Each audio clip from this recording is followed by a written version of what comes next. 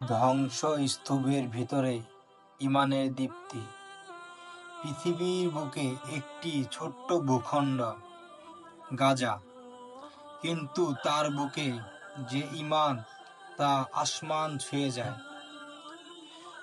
যেখানে ঘুম ভেঙে জাগে বোমার শব্দে, সেখানে ছোট ছোট শিশু মুখস্থ করে কোরআনের আয়াত। যেখানে ঘরবাড়ি ধূলিসাৎ হয়ে যায়, সেখানে হৃদয়ে গেঁথে যায় আল্লাহর প্রতি তাওয়াক্কুল। সূরা আলে ইমরান। তোমরা দুঃখ করো না, নিরাশ হও না। যদি তোমরা ঈমানদার হও তাহলে তোমরাই শ্রেষ্ঠ। এই আয়াত থেকে যেন তাদের প্রতিটি নিঃশ্বাসে জড়িয়ে থাকে।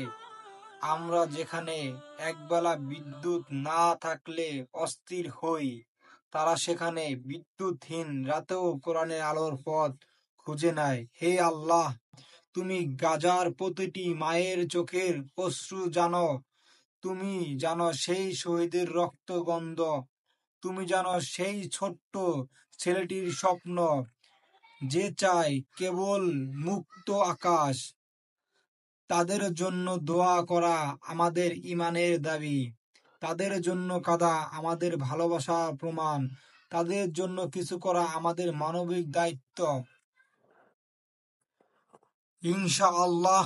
Free free Palestine, free free Palestine. হে আল্লাহ, তুমি আমাদের সক্ষমতা দাও।